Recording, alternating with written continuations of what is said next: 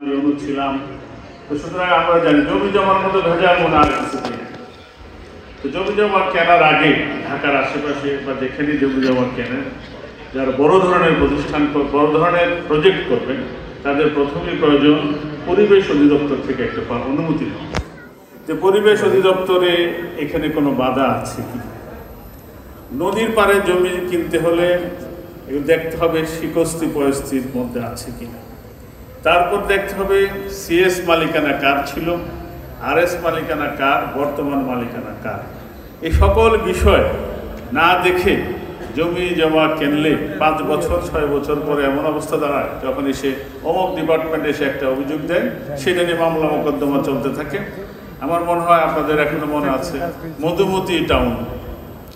Madhumati town সাভারের দিকে, যে আমিন বাজারের দিকে খুব সুন্দর একটা, এখনো মাটি ভরাট করা আছে, সুন্দর একটা প্রজেক্ট ছিল, কিন্তু সেটা সরকারের নিষেধাজ্ঞার কারণে সেটা এখন বন্ধ আছে।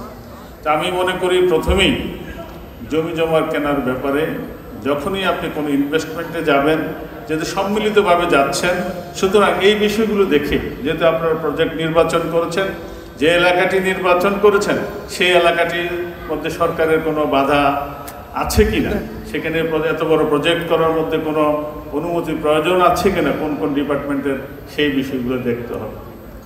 দ্বিতীয়ত হলো সততা বা গুডউইল। এই জমির ব্যবসার মধ্যে যার গুডউইল আছে, যে প্রতিষ্ঠানের গুডউইল আছে, তার আর কখনোই পিছনের দিকে তাকাতে হয় না। এবং যদি আপনি মনে করেন যে এই জমি এই জায়গাতে প্রজেক্ট শেষ করে আরো বহু প্রজেক্ট আপনি ইচ্ছাগুলো করতে পারবেন, কিন্তু যদি একবার গুডউইল নষ্ট হয়ে যায় তাহলে কিন্তু আপনি সেখানেই শেষ হয়ে গেল। জমি আজকে কিনে আবার আরেকটা সমস্যা, এই সকল প্রজেক্টে জমি কিনে আজকে কিনেই কাল পরশু থেকেই চিন্তা টেলিফোন করতে শুরু করে, ভাই কি করলেন, আমার জমির কি হলো, আমার জমির কি হবে, এরকম একটা মানে মেন্টাল টর্চার করা হয় ম্যানেজমেন্টের উপরে। তো সুতরাং এই বিষয়গুলো একটু চিন্তা ভাবনা করতে হবে। আপনি ইনভেস্ট করলেন, প্রথমে আপনি দেখবেন এই জমি জমার মালিকানা ঠিক আছে কিনা, সরকারি কোনো সমস্যা আছে কিনা, এইসব বিষয় দেখার পর আপনি যখন ইনভেস্ট করবেন তখন আপনি একটু নিশ্চিন্তে থাকতে পারেন। সিএসআরএস মালিকানা আরেকটা বিশাল মালিকানা নিয়ে ঝামেলা, যেটা গাজীপুর এলাকা আমরা দেখেছি, সেটা হলো যে জমি জমা কেনার সময় কেউ এসে দাঁড়াবেন যে আপনি ভাই অমুকের জায়গাটা, হ্যাঁ ভাই ওইটা অমুকের জায়গায়, কোনো সমস্যা নেই, আপনি কিনতে পারেন।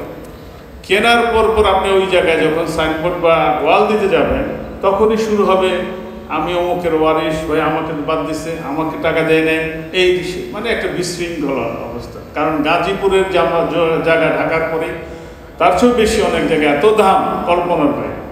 তো সুতরাং এই ধরনের অনেক বিশৃঙ্খলা আছে। এগুলো দেখে শুনে জমি জমার মধ্যে ইনভেস্ট করলে নাকে তেল দিয়ে ঘুমাইলে কোনো সমস্যা নেই। কিন্তু আপনি যদি জমি কেনার আগে এইসব যদি চিন্তা না করেন, তাহলে আপনার এবং আপনার মামলা মোকদ্দমা এটা সেটা করতে করতে আপনার জীবন হেল হয়ে যাবে। তো আমি মনে করি, আমি একসময় কেরানীগঞ্জের ইউনো ছিলাম, তো ঢাকা রাজধানীর সাথে 20 মিনিটে আপনি রাজধানীতে চলে আসলেন। বাংলাদেশে মনে হয় এরকম খুব কম জায়গা আছে যে আপনি নবাবগঞ্জ থেকে রওনা দিলেন 1 ঘন্টা না আধা ঘন্টা, এখন আধা ঘন্টায় চলে আসছে। কোথায় আসবেন? খুদ রাজধানীতে আসে না, ব্রিজ পার হওয়ার পরপরই রাজধানী।